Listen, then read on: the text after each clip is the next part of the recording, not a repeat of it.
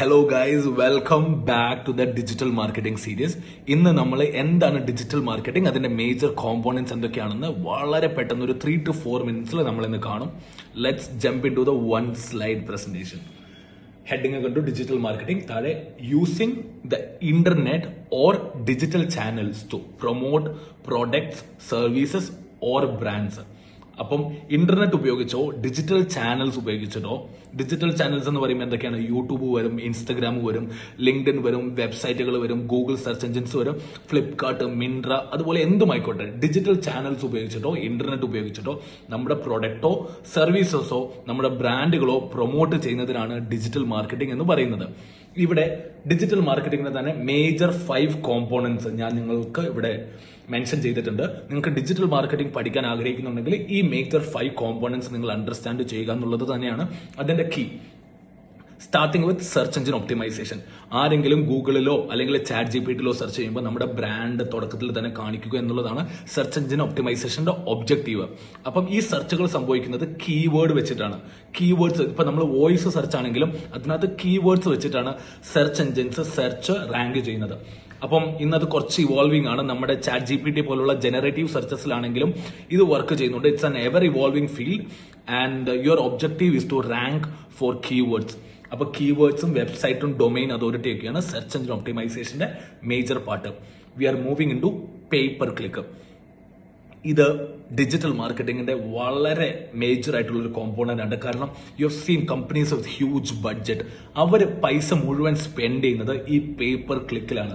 ഇപ്പൊ നിങ്ങൾ കണ്ടു, ഇപ്പം നോർമലി ഒരു ബിസിനസ് ആണെങ്കിൽ, നോർമലി എന്ത് തരം ബിസിനസ്സിലാണെങ്കിലും they can advertise on Meta and Google ആഡ്സോ മെറ്റ ആഡ്സോ ഉപയോഗിച്ച് അവർക്ക് അഡ്വർടൈസ് ചെയ്യാം. കുറച്ചും കൂടെ D2C അല്ലെങ്കിൽ ഇ കൊമേഴ്സ് ബ്രാൻഡുകളിലേക്ക് വന്നു കഴിഞ്ഞാൽ ഫ്ലിപ്കാർട്ട്, ആമസോൺ, മിൻട്ര പോലെയുള്ള പേപ്പർ ക്ലിക്ക് അവർക്ക് യൂസ് ചെയ്യാം. അതുപോലെ തന്നെ B2B അല്ലെങ്കിൽ ബിസിനസ് ടു ബിസിനസ് സർവീസ് സെക്ടറിൽ വർക്ക് ചെയ്യുന്ന ലിങ്ക്ഡിൻ ആഡ്സും ഗൂഗിൾ ആഡ്സും ഒക്കെ ഭയങ്കര എഫിഷ്യന്റ്. അപ്പൊ നിങ്ങൾ B2Bയിലാണോ B2Cയിലാണോ D2Cയിലാണോ എന്നൊക്കെ വിചാരിച്ചിട്ടാണ് നമ്മൾ ഏത് ചാനലാണെന്നുള്ളത് ചൂസ് ചെയ്യുക. എന്നാൽ പേപ്പർ ക്ലിക്ക് എന്ന് പറയുമ്പോൾ യൂസർ നമ്മുടെ ആഡ് നമ്മൾ റണ്ണ് ചെയ്യുന്ന നമ്മുടെ ആഡ്സിൽ ക്ലിക്ക് ചെയ്യുമ്പോൾ കമ്പനിക്ക് അതൊരു കോസ്റ്റ് ആണ്. അതിനാണ് പേപ്പർ ക്ലിക്ക് എന്ന് പറയുന്നത്. ഇനി മൂന്നാമത്തേക്ക് പോയി കഴിഞ്ഞാൽ സോഷ്യൽ മീഡിയ മാർക്കറ്റിംഗ്. നിങ്ങളെല്ലാവരും ഇൻസ്റ്റഗ്രാമും ഫേസ്ബുക്കും സ്നാപ്ചാറ്റ് ഒക്കെ യൂസ് ചെയ്യുന്നതാണ്. സോഷ്യൽ മീഡിയ മാർക്കറ്റിംഗ് എന്ന് പറയുന്നത് വളരെ കോസ്റ്റ് എഫക്റ്റീവ് ആയിട്ടുള്ള ഒരു മാർക്കറ്റിംഗ് ചാനലാണ്. അതുകൊണ്ട് തന്നെ ഇത് ഡിജിറ്റൽ മാർക്കറ്റിംഗിന്റെ നോൺ ഇൻഎവിറ്റബിൾ കോമ്പോണന്റ് ആണ്. വളരെ കോസ്റ്റ് എഫക്റ്റീവ് ആണ്. അതിനകത്തൊരു വൈറാലിറ്റി ഫാക്ടർ ഉണ്ട്.